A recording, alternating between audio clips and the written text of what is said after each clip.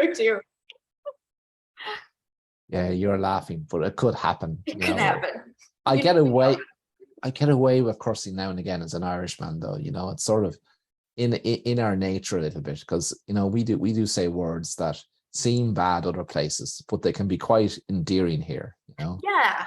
I had an acting teacher in college, and she would pop in and she would say she had a friend from England who was talking to her. She's like, I don't understand. She's like, he can call me like the absolute worst things in the world, and it doesn't matter. So it sounds so nice. Like he can get away with anything. So there you go. Yeah. You can It's down to the tone too. Like I can say, you're a great fecker, and that's endearing, right? Yeah. I mean, it's a compliment, Yes, indeed. Hello, everybody. You're very, very welcome. Delighted to be joined by my amazing friend, Marnie Clagett, all the way from Kentucky. So just tell us where you're joining us from in the chat. And Marnie has amazing inspiration to share with us all today. Marnie, say hello to everybody. Hey, gang. How are you all today? Good to be here with you. I'm sure they're all getting shy. You see, no one's saying anything yet, but they will. So guys, as we go through this webinar, if you have a question for Marnie or a comment or anything at all, just put it in the chat, and we'll try and get to those for you. And if you're joining us on Facebook and 3XM Insiders, just click on the events link if you do want to have a chat with us, because we're not monitoring both. Unfortunately, I'm a man. I can only do one thing at a time, which means that I'm going to concentrate on having a conversation with Marnie. So there we are. All right, Marnie. So, give us a little bit of background. Tell us all, where you're based, where the studio is. And once you've done that, then we'll deep dive into how you got into photography. All right. Well, I am in Elizabethtown, Kentucky. We are a tiny town about 30 miles south of Louisville. So we're not a big city, which is one of those things that I like to make sure I tell people in advance, that we are not, we don't have the big fancy area codes. We don't have that kind of thing. We're just one small little town. And let's see, what do I tell you about our studio? So we do have a retail location. And that is a change for me. I'm a diehard home studio fanatic, but we made some changes to our life this past year, and that included separating the studio and the house. So now we have a freestanding studio. I photograph primarily seniors, high school seniors, and families. And that's kind of my main thing. All right. So that was an exciting move for you, right? That change from home studio to separating the studio from the home. What's the biggest change? Having to remember to bring everything with me from home every day.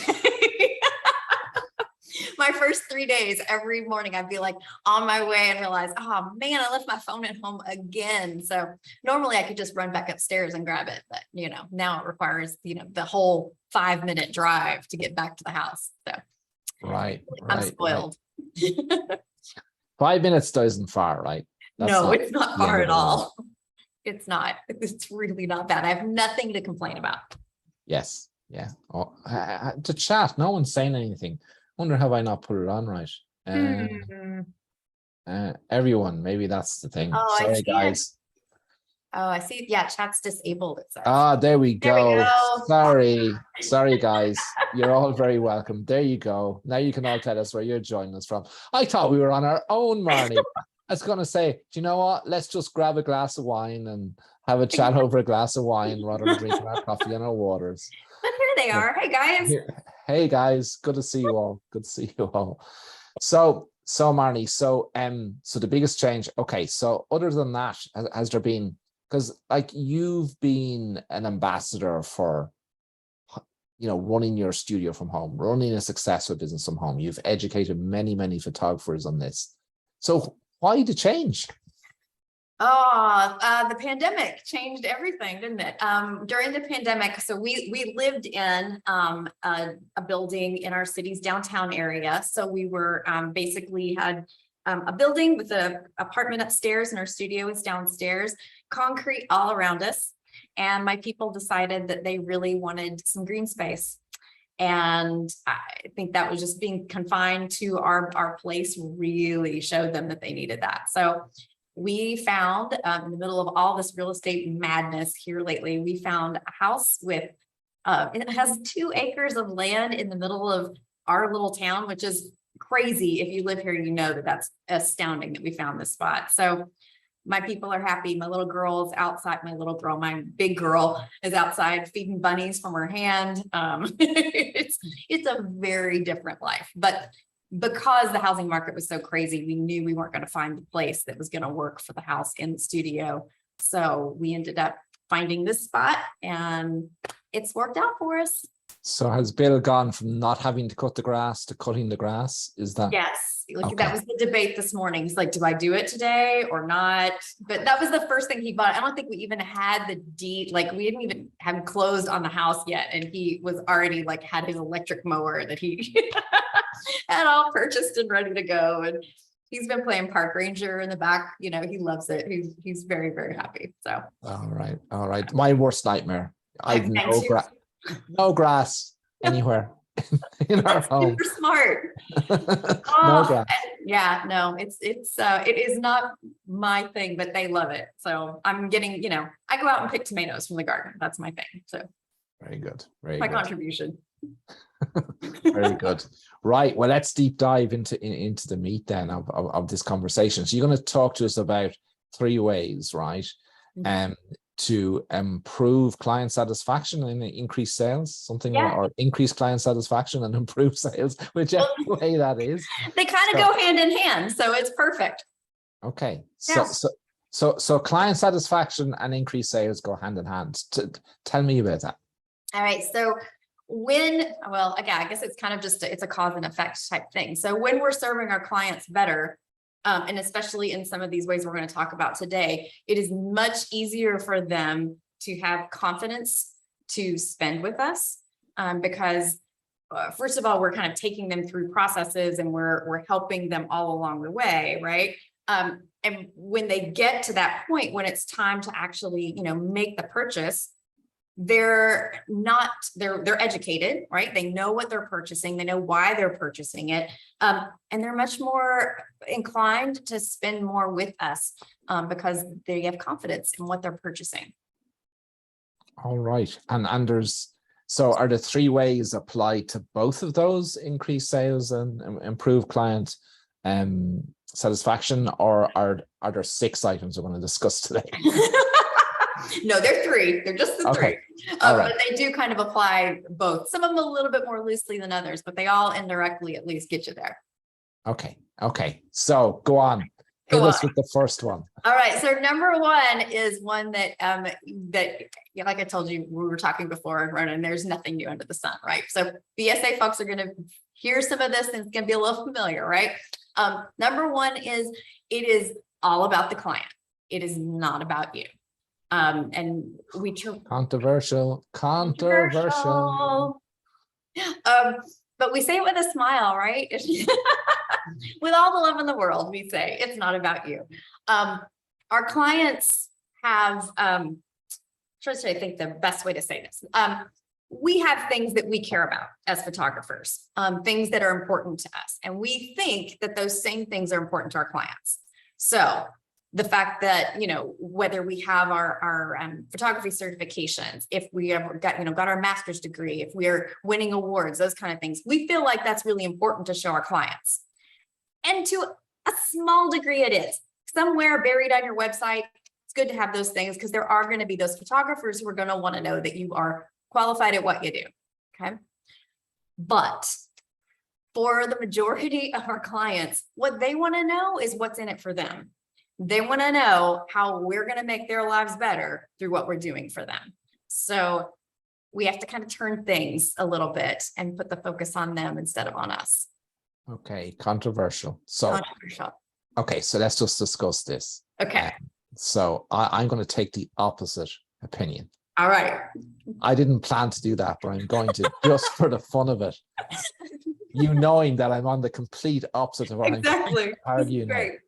So So surely, right, if I become a certified photographer and I get better at my craft and my art, that's going to help me to make artwork that's going to be displayed in a wall or in a folio box or in an album that my clients are going to want to spend more on.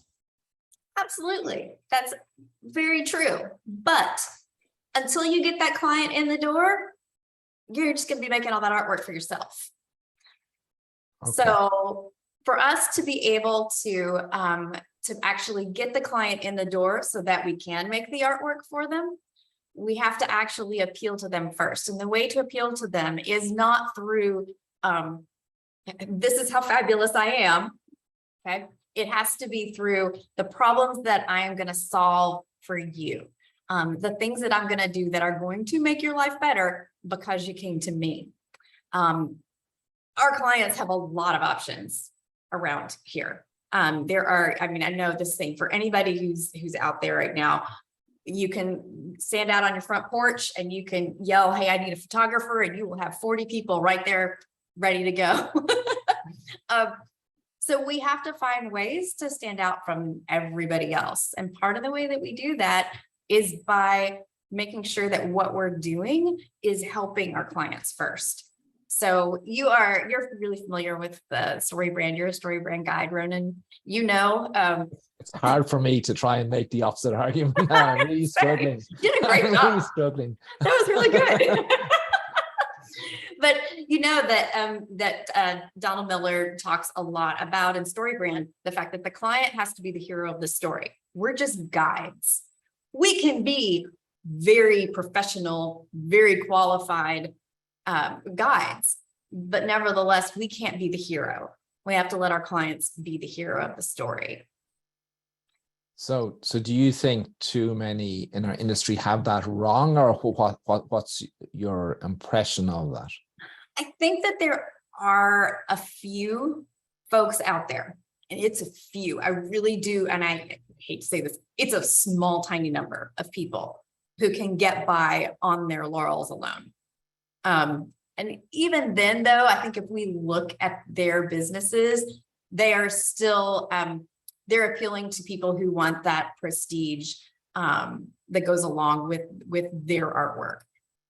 The rest of us are really going to have to figure out something else to make it work. And I think that this is really key, that we can communicate to our clients what it is that we're going to do for them. We identify the problems that they have, how we're going to solve it for them, and communicate that to them. And that's what the majority of the consumer base that's out there is going to respond to. Okay, so I think what you've said is that I think this comes back to branding. I think Seth Godin says it really, really well in terms of, you know, if you have a luxury brand, you better bring somebody status with your work, right? Right.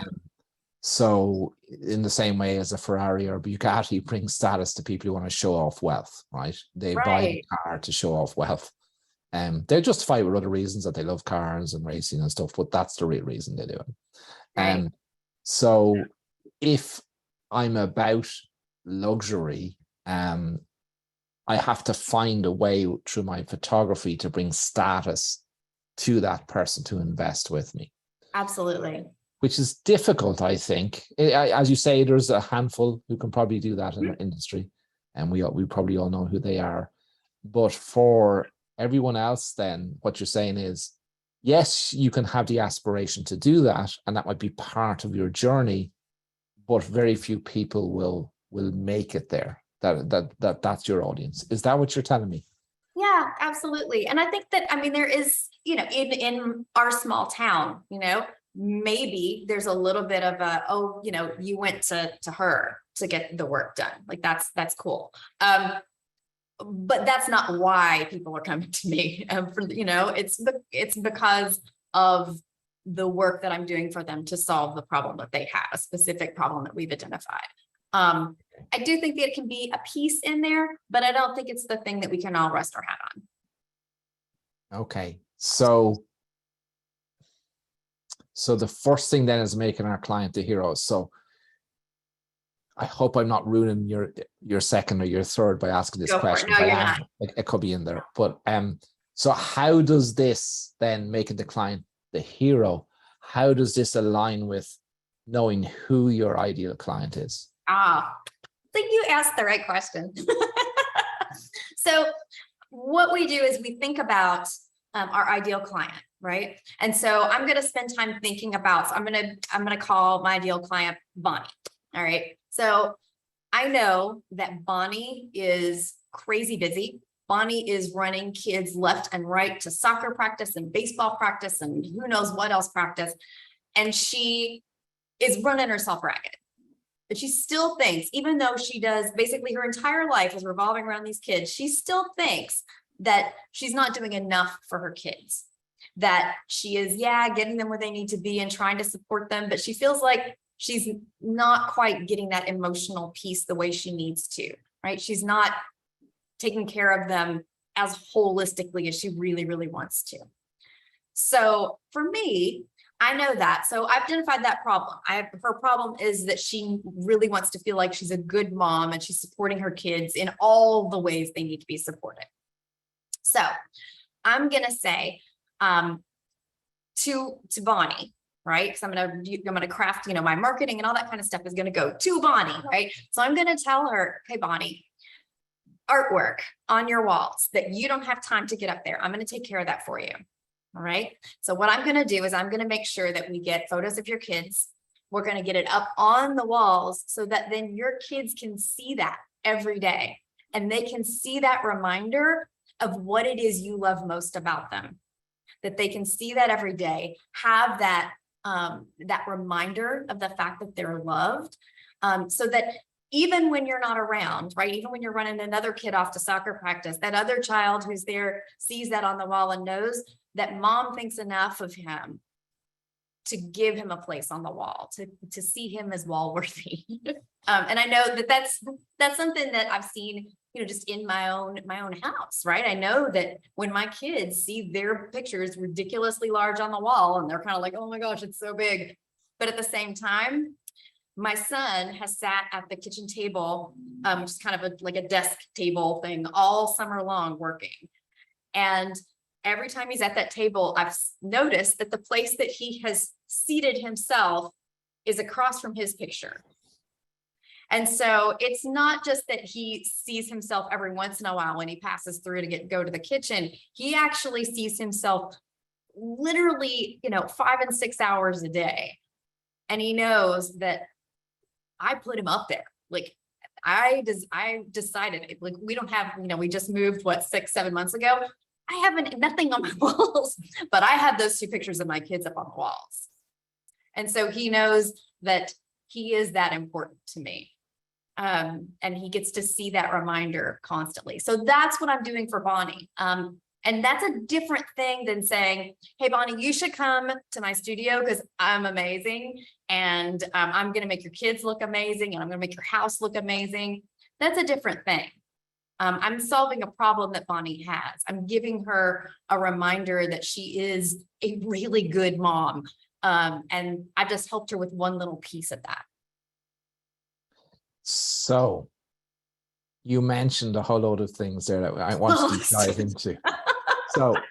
So Bonnie is the hero. Mm-hmm. And the problem you're solving for Bonnie is that she feels more fulfilled and happier about celebrating her family, other than just being a crazy lunatic running everywhere to soccer and football and whatever else, baseball and everything else, and music practice and all that stuff.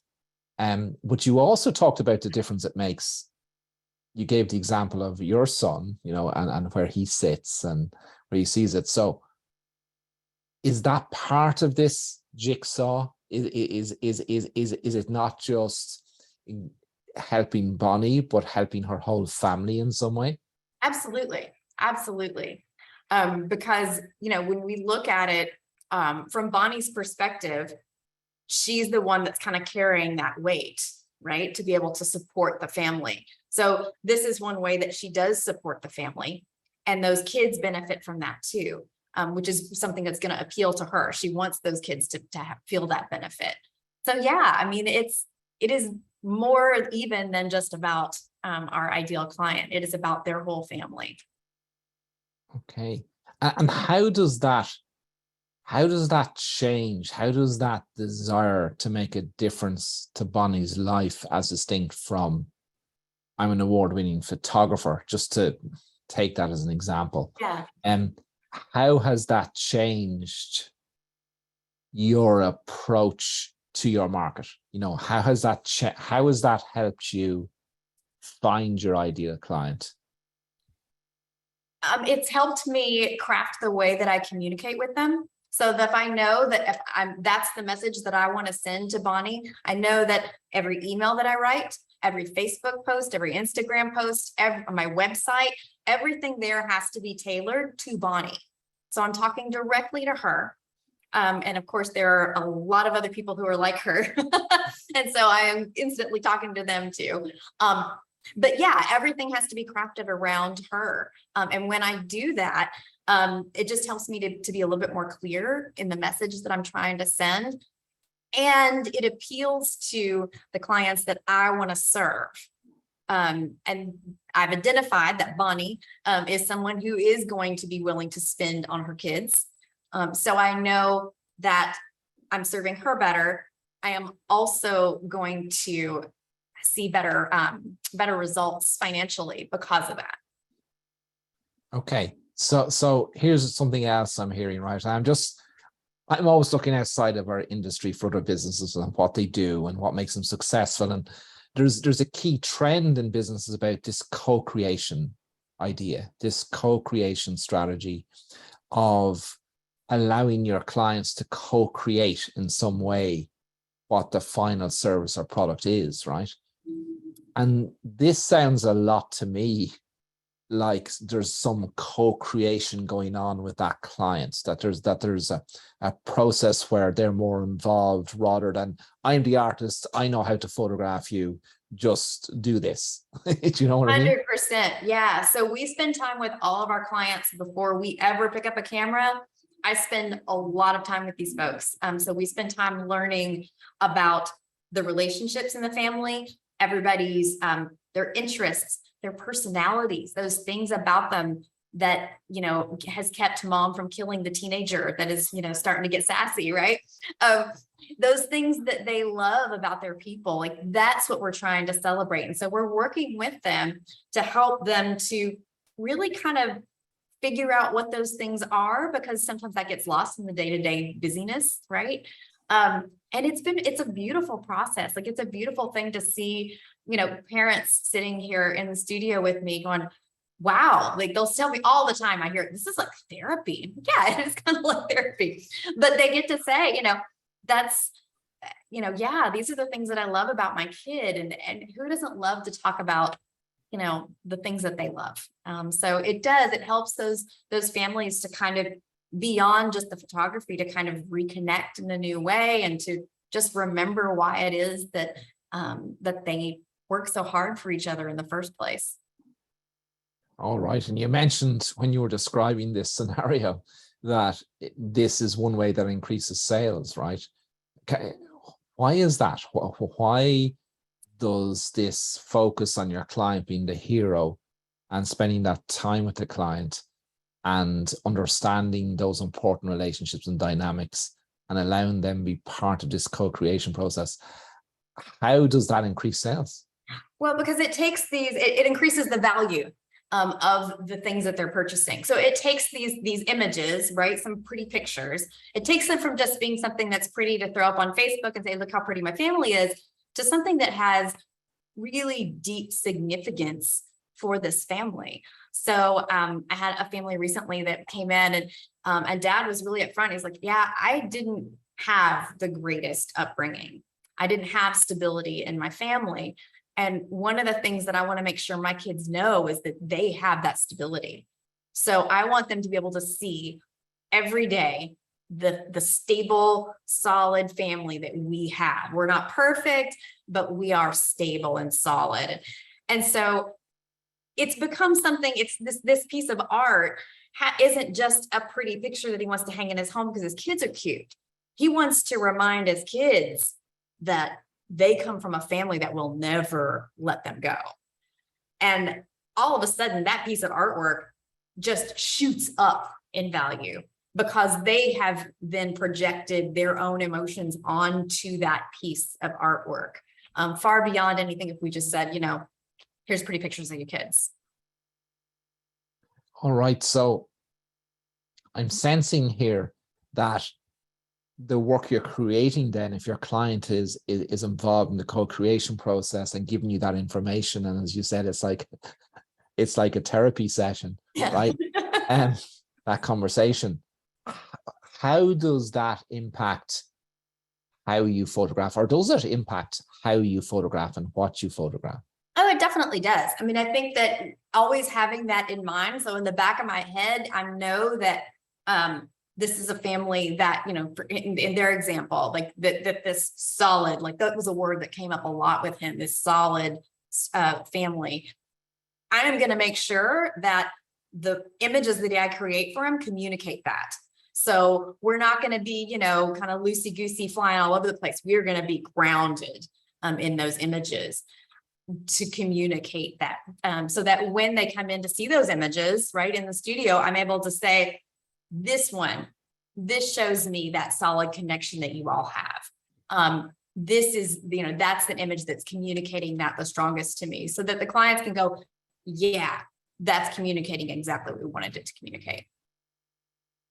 All right. And therefore, depending each client, even though it's the same ideal client and Bonnie, right? That what their need is can be slightly different, can it? Yeah, absolutely. I mean, and it's up to us to listen to the client and to ask the questions that are gonna, you know, really kind of dig in there and find out what is the most important to this particular family. What is it that that they need from this? And it's so we just ask the questions and pay close attention. I have to write everything down because heaven forbid I remember anything. So it all gets written down, because before that session, I'm there cramming, like trying to remember what it is that I, you know, learned about them. But yeah, it is. It's different for everybody, and it's just a matter of us asking the right questions to find out what that is. All righty. So that'll increase my sales. Absolutely. Absolutely. Any benchmarks as to, by a percentage term or whatever, on average, that it does, or have you always done this? I suppose that's, you know, or was it different before and now you do this and your sales have increased by X%? Or so when I started doing just a kind of a regular consultation with clients, I noticed things kind of, they boosted probably about double what we've been doing before. We have since, in the past year, a lot of this is Steve Saporito inspired. And so I started working a little bit with Steve over the past year. And since then, we have gone up on average somewhere between $2,000 and $4,000 per client, since we've really been digging deeper. And we don't just talk, we used to just talk to mom, and now we talk to mom and dad, older kids. So we're kind of making it more valuable for everyone, not just for mom. all righty. Okay. So as you know, Steve Sapp and I were good friends and we work together on a lot of stuff. So I probably have a little bit of knowledge in there that I'm probably thrown out to ask a few questions, just a wee bit. Just a wee bit. So good. All right. So that's the first thing, right? That our client is the hero. We've got to connect, understand how we make our client a hero by understanding who our ideal client avatar is. And then we've got to understand what that client story is in terms of what is the problem they have that you want to solve. So in the example of the client you just gave, it was the husband in this case, or partner, had gone through a difficult childhood, and he wanted to make sure that his children and his family felt secure, and he was there for them, and they were there for each other, and they'll always be there for each other. And so that was your brief for dad, right? Yes. So tell me this, if you hadn't talked to dad, do you think you would discover that from just talking to mom? No, not at all. I would have heard, the good things about the kids and, how much she appreciates her husband, but I don't think I would have heard that at all. All right. And so what was mum's role in that then? Like, what did you have to capture photography for mum in this case that captured what she wanted, or did she want the same as her partner? She wanted the same. They were very much on the same plane. So that was helpful. She came from a much more stable family, but yeah, I think she really wanted to help support him in what he really wanted there. Okay. So, all right. So that's one, make our client a hero. What's two? What's two? Okay. So two is completely different. We're going off rails here. Two is three things in one. It's simplify, simplify, simplify. Maybe it's like, I could say that 10 times and I don't think I could say it enough, but simplify everything. Most of the time where I see people needing to simplify the most, and you're not going to be surprised by this, is in their price lists. No. The more I show, the more I'll sell. The more I show, the more I'll sell. It's painful. And again, all love in my heart, I see a lot of price lists. And when I know there's an issue, granted, I've only been in the industry for about 13 years. Okay. So that's not forever and a day, but it's a pretty good chunk of time to get used to what's out there and what's available to us. So when I'm looking at a price list and my eyes start to glaze over because I'm confused and I don't know what this product is, or I'm just like, there's just so much, I don't even know where to start. I know there's an issue. And if it's happening to me, it is definitely happening to our clients. So, this is where I kind of want everybody to pull out their price lists and then just start making marks all through it, to say this needs to go and this needs to go, because we've got confusing wording on there. We have too much on there. And it is confusing for our clients. We are used to all this stuff. So for us, it makes perfect sense. To them, I say, oh yeah, here's a storyboard. They don't know what a storyboard is. You don't know what a storyboard is, Ryan. Ronan, if I say, here's a storyboard, you don't know what I'm talking about. It's too confusing for our clients. So we've got to get things laid out for them, plain and simple, all across the board. So what impact did that have then on what you offer your clients, right? Did that mean that all the corners of all frame types disappeared and stuff like that, or what? How many offerings do you offer your client? Let me ask it that way. So we have several options, and I always tell everybody, I'm like, look, I can get my clients whatever they want. That's not an issue. The issue is they don't know what they want for the most part, and they get overwhelmed by too many options. So yes, we've got acrylic up in our studio. We have metal in our studio. We have canvas, but they're all the same price on that pricing menu. There's nothing for them to do but just say, I like that. Great. They don't have to worry about price differentials or anything like that. It's all the same because we're simplifying everything.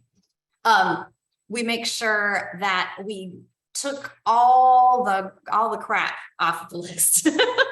So all those little gifty things that, we're like, well, we've got to have cards on there, right? Because they're going to want cards and they're going to want something little gifty for grandma. So, those accordion albums, I want to make sure those are on there. And then we need to have, they don't need to see that.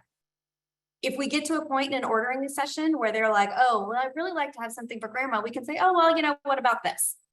It doesn't have to be on the price list for you to have it available to them if they need it. Most of them don't need it. So yes. But surely you're leaving money on the table then. Heck no.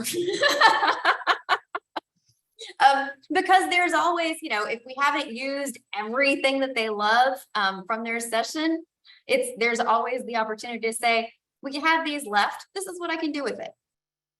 And that's a perfectly acceptable thing to do. You can say, this is what I can do with it. And it costs, it's $250. We can just say those words out loud. They don't have to see it in print. The more that they look at in front of them, if it's cluttered and we've just got everything under the sun, even if we have every size listed that we offer, right? It's just too much. Their eyes just glaze over, and we run the risk of them not buying anything. When we throw that much at them, they get confused.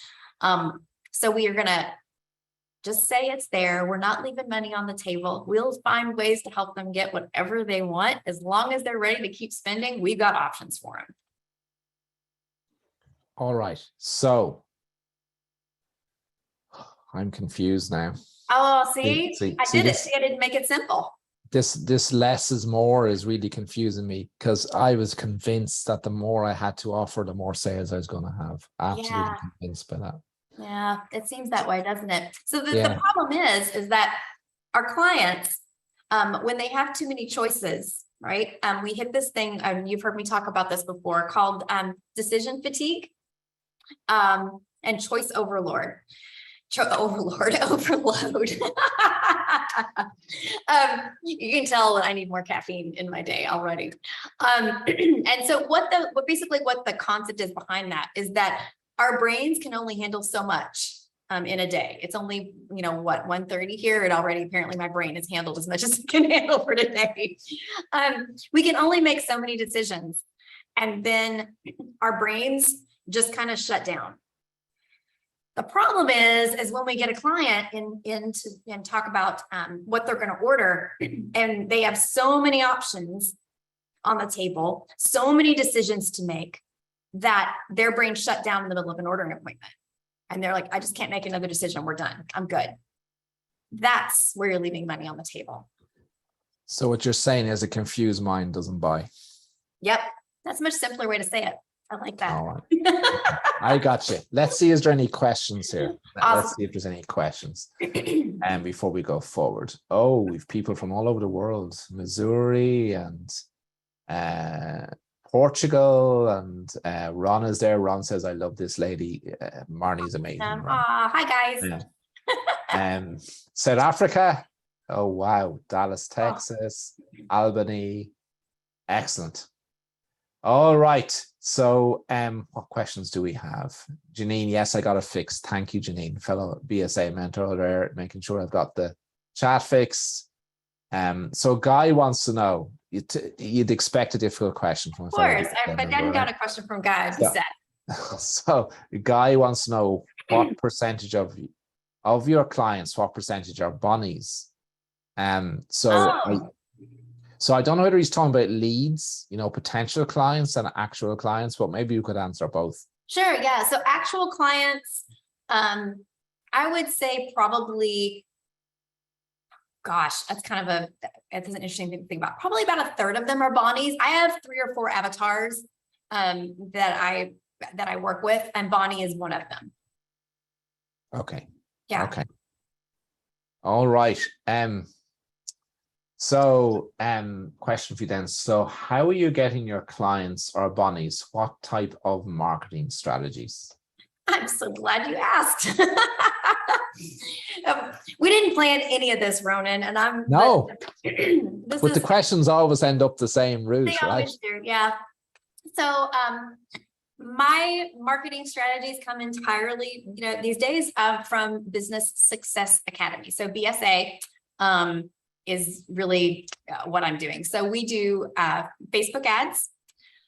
We do them the right way, though. Do not try to go into Facebook and say, I'm going to make an ad. Do not do that. If you need help, please come talk to us at BSA. We will. Janine is one of the mentors who's in the panel or the chat right now. And Ronan obviously is. That is really where I do what I do most of my marketing with. So I run funnels. I will run a Facebook ad with a funnel to have people register to win a free session. And believe it or not, we get clients who spend, $2,500, $4,500, $10,000 from our funnels every time. They're qualified clients, and that's really what we do. So I use my avatar in the Facebook ads that I run. I talk to Bonnie or whichever avatar it is that I'm targeting at that particular time.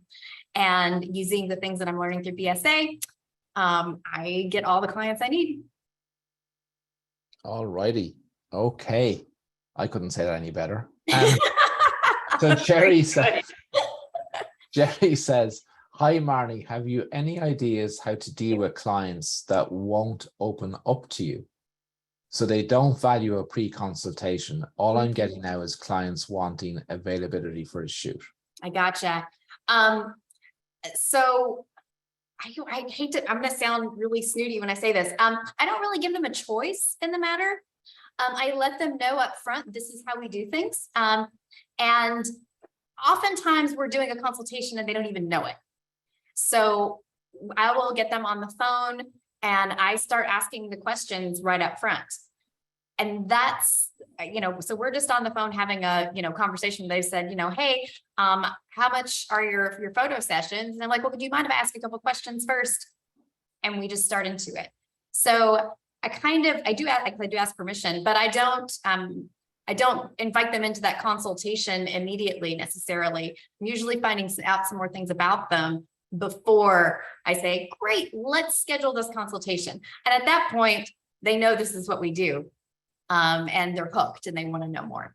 So that's, I know that's like an oversimplification, Jerry. But really, for us, we tell clients if they say, if we do get an objection, they're like, no, I really don't want to talk to you about that. I'm like, you know what, that's totally okay. I know this photographer down the street, they're probably more what you're looking for. And I am happy to let those clients go to them because if they don't want to have that conversation with me, odds are they're not really my client. Because part of the reason that I do this is not just because I want to make more money. I genuinely want to make a connection with my clients. If they don't want to make a connection with me, the portraits aren't going to be as good as they could be. And so at that point, it's not really worth it to me to pursue anyway. I know that there are other clients out there who are for me and who do want what I'm offering them. And sometimes even those ones who think that they don't want the consultation just don't know what that really means. And so we just I make myself more available to them, and help them, if I've got to tweak hours or something to work with them, I will do that. And they know that the effort is going to be made to help them out as any way I can. So Marnie, I think there's some key learnings in just what you've told us all there. And the first one I think is, you mentioned about you've got the mindset that not everyone is your client, or indeed that it's okay that not everyone is your client. Yeah. Because often, people, they take that to heart, right? If they have somebody who they're having a conversation with, it's hard for them to say, well, maybe you should consider going somewhere else. Yeah. How did you get that strength? Oh boy, it wasn't easy until I figured out that when I'm actually connected with somebody who really does value what I'm doing for them and really does want to go along with my little system here, those sessions they're amazing. I fall in love with these people. I tell you, my people joke all the time, like, oh gosh, it's Marnie again. Like, I love my clients. Somebody asked me the other day, I was doing a senior session and she's like, what's been your absolute favorite session? And I said, honestly, this is going to sound super cheesy. It's the session that I'm doing right now. It is always going to be the session I'm doing right now because I am with people that I am learning to love through the eyes of the people who love them. And so that's who I want to work with. So it's much easier to say, you know what, if you're going to give me a hard time about the way I do things, if you're going to give me a hard time about how much you're going to have to pay to do this with me, I don't really want to deal with that hassle. I would much rather deal with someone who I'm going to fall in love with than somebody who's just going to kind of give me a hard time. So once I realized that, it became much easier to say, I can let you go. I can send you off and with all the blessings in the world to go be with somebody else for this session. And then maybe at some other point you are going to be ready for this and I will welcome you back. So we always say it very nicely, but I'm happy to release folks that I feel like won't be a good fit or who might make my life miserable. So, but how do you do that, Marnie? Like, do you have to build up a certain amount of financial security to be able to make that jump? Or, what if I'm starting out, right? And I just need to get money, right? Yeah. How do I deal with that challenge? Yeah, it's really hard. And there are definitely times when I say, holy moly, like, maybe the phone won't ever ring again. Maybe I really do need to do this session, right? Like maybe it's been a slow week, right? But then I realized that no, I have processes in place to get the clients that I need to get clients who are going to want to do what I have, the things the way that I want to do them. And so I'm not worried. Again, we come back to that BSA piece. I don't mean to sound like, an advertisement for BSA, but I'm an advertisement for BSA. I'm going to tell you about things that are working for me. If you really want to know, the reason that I'm not worried about sending a client to someone else is because I know that all I have to do is turn on my Facebook ad and I will have 10 more people at my doorstep. So I'm not worried about it. It is a matter of getting those processes in place and trusting that your systems work. If that process isn't in place yet, get it in place. Don't waste your time and your energy chasing down people who are not going to appreciate you and who are not your ideal clients. Let them go and spend that time instead on developing those processes that are going to get you the clients you want. It is a much better use of your time and your energy than it is to just waste it chasing down people who are going to make your life crazy. All right. And I think you're also, because a lot of photographers think every other photographer is their competition, right? But you're suggesting that that's not the case. That is not the case. And yeah, it's just not. There is literally no one else in my area that runs their business the way I run my business. So yes, there are photographers out there who are they're professionals. And we were saying earlier, I hesitate to even say this out loud, but I've had clients who have been with other photographers in our area who've come to me and said, I've never had professional pictures done before.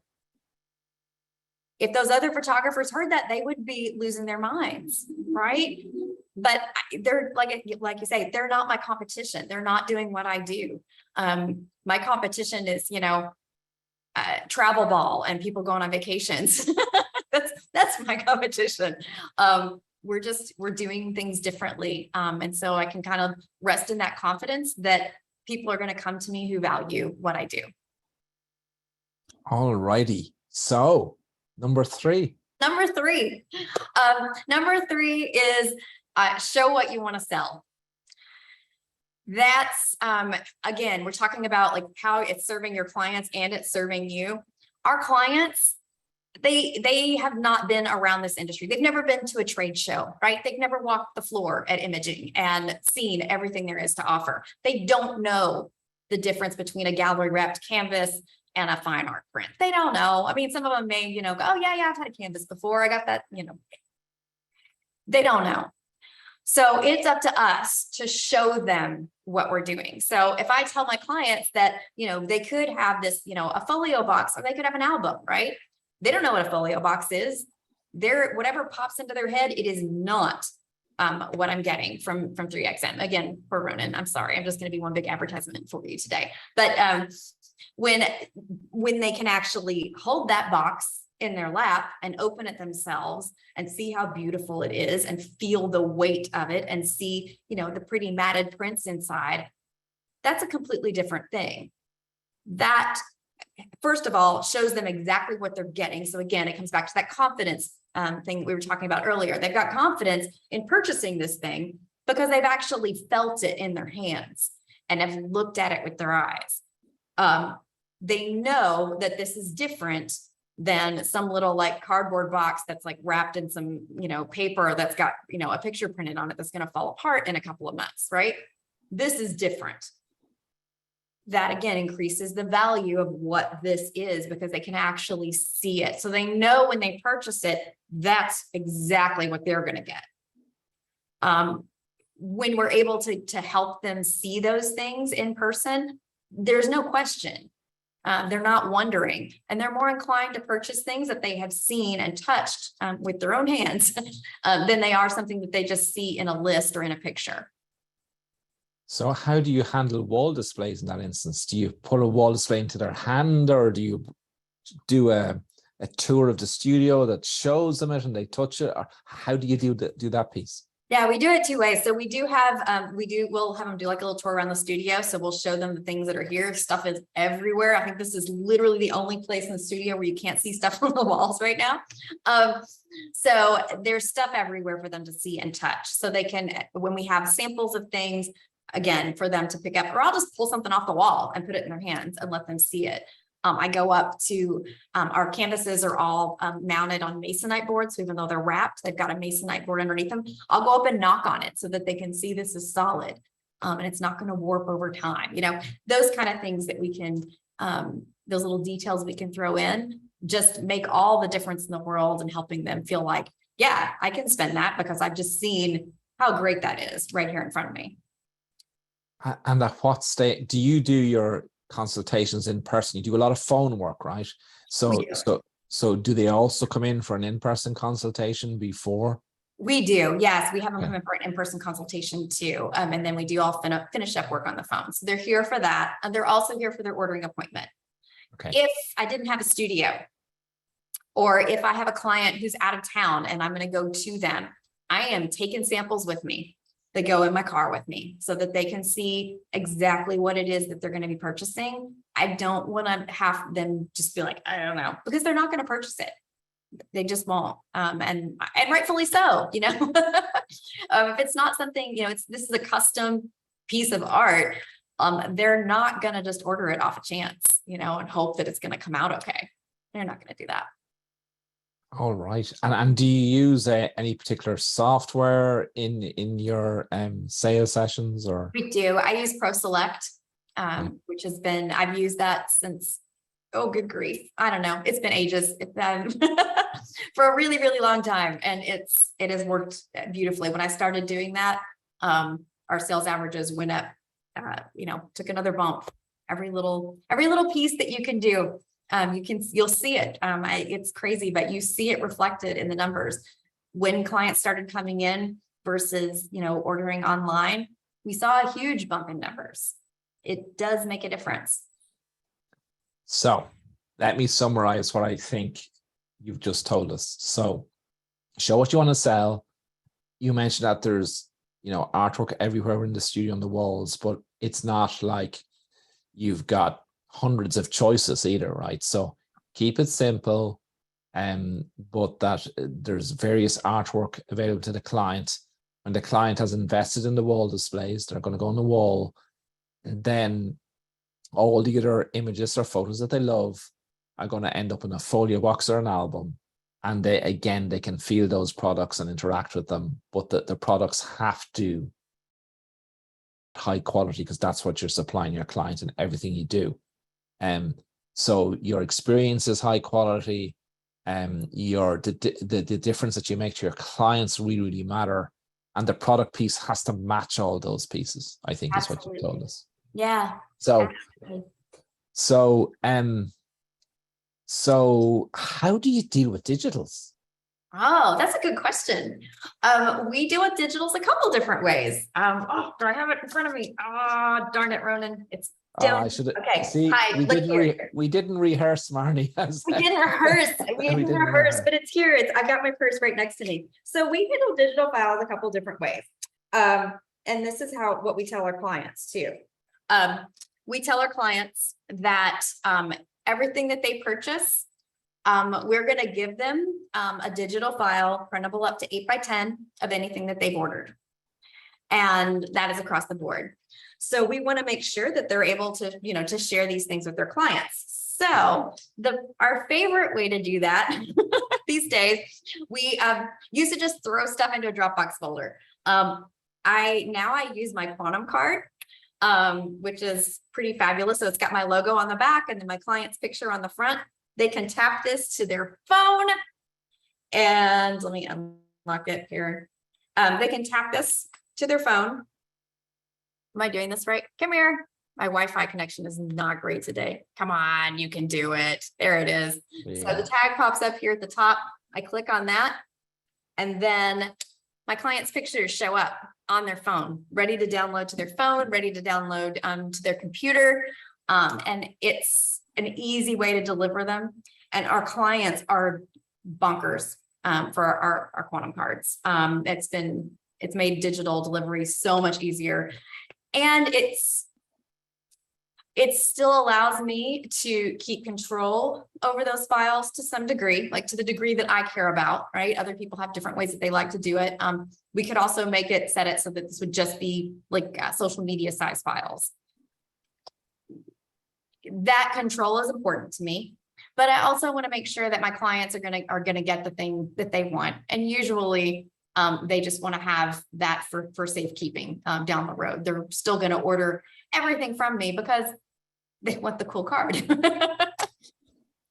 So, and we haven't talked about this, so I'm really curious.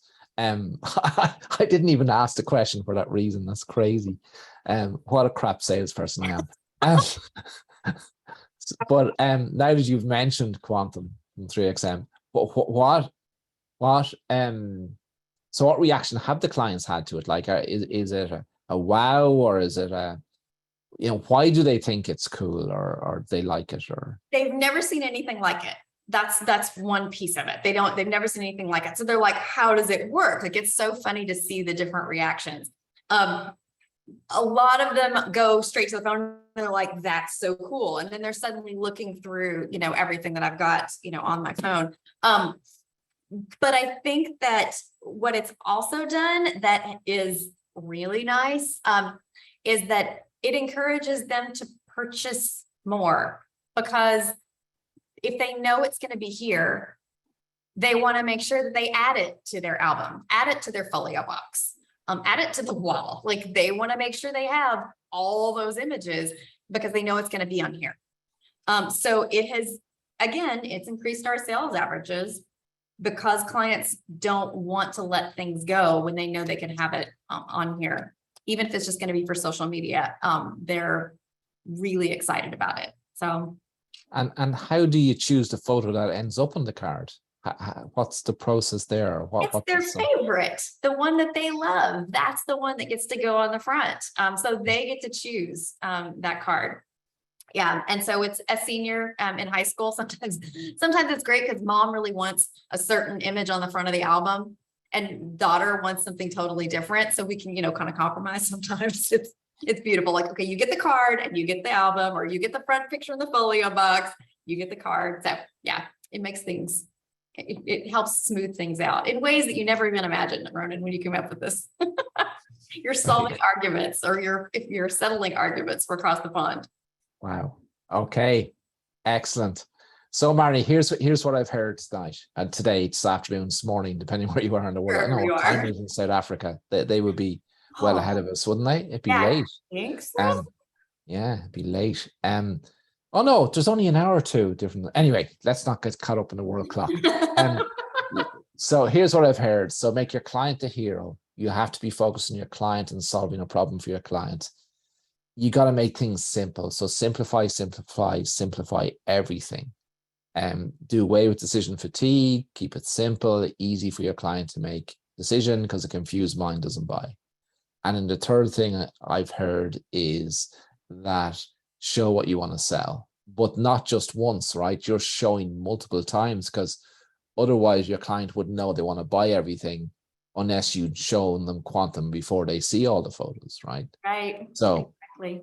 So everything has to be involved in that, and put the products into your client's hands more than once. Yes, it will make all the difference at each touch point. Yeah. Wow. I wonder, have we any questions? Let's see what I see here now in the questions. So we have a question to say, what are your red flag questions you ask when they are not your ideal clients? So I think what's been asked there is, so how do you identify if a client is not your ideal client when you're having those conversations on the phone?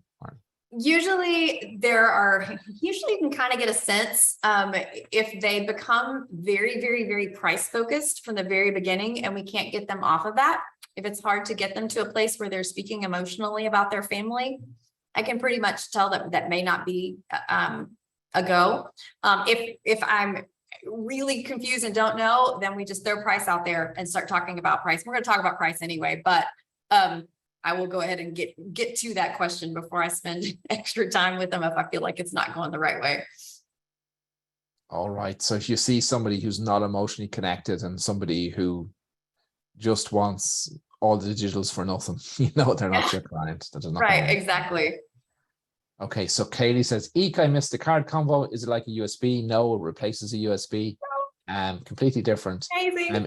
Is there a QR link that you can have a QR code on it, but it's not a QR code, that's a backup. It's actually using NFC technology. So when you tap your debit card or credit card to pay something at a till, you just tap it, it's that technology. But it's linking then to the cloud that contains all your clients' photographs, has all your details as the photographer. So when your client is also sharing them in person, it's a referral marketing tool.